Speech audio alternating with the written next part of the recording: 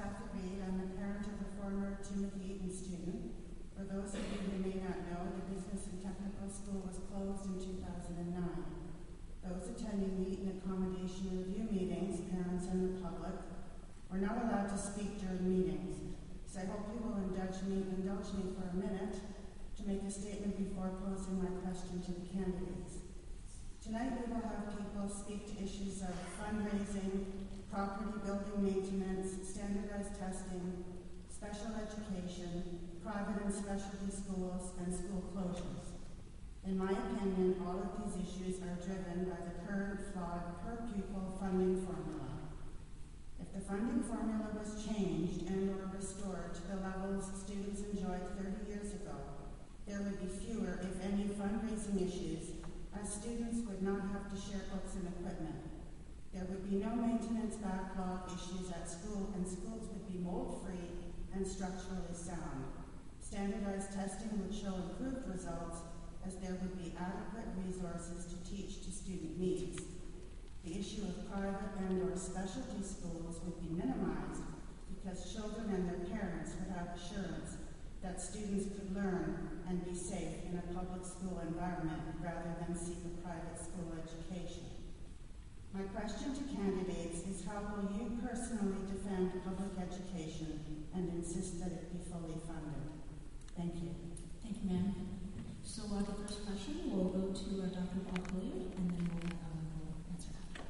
And please keep each answer to about 3 minutes, depending on how many questions we get today. But and also on the floor as well, one question per person until everybody has a turn. If you have a second question, you can come up. Thank you very much. You may begin. So I heard different parts of the question, and I'm sorry, I will try to address at least 2 of them. I heard something that you mentioned about the funding formula, the funding model and payment of schools. And we also agree that it's outmoded and it isn't meeting the needs of Ontario students and needs to be redeveloped and rechange. Now, I'm not the expert. I'm Daniel, the Lions, Dan, and Michael will tell you more about it. But I think the funding of schools need to look at not just the number of pupils, how many pupils there are, but also the learning difficulties that school students may have in that school, any physical difficulties that they may have, any language difficulties that they may have, any socioeconomic difficulties that they have. And I think the funding formula needs to be relooked at and adjusted so that all children get an equal share of our education system. The other thing I heard a little bit about was reviews of, you were mentioning something about reviews of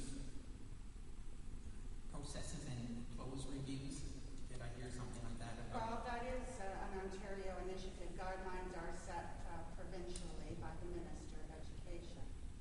And at that particular ARC meeting, public input was not welcome. So, and then the third thing I heard you ask is how our party would deal with it. I think all discussions need to be as much as possible open and honest. And as a politician, I will be open and honest and accountable and respectful of all, and I will try to do this in my work.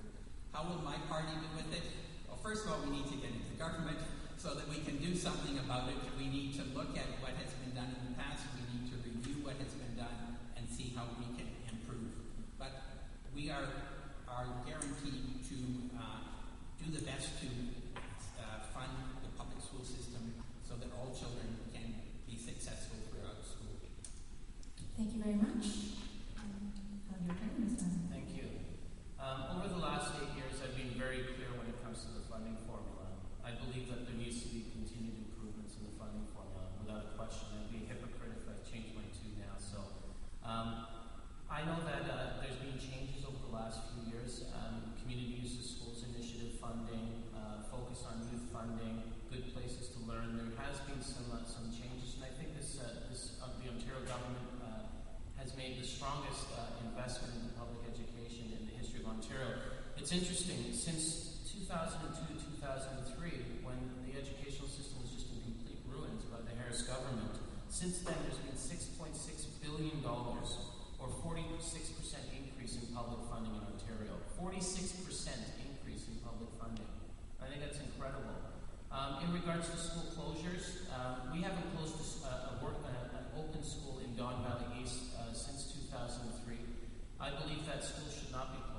they're small schools. I believe that schools serve a purpose. And when we're building communities in Don Valley East and in Toronto, the community planners looked at making sure that green space and schools were connected. And if you close a school, you eliminate the green space in the community. In regards to Timothy Eaton, I was the only one who voted to keep it open.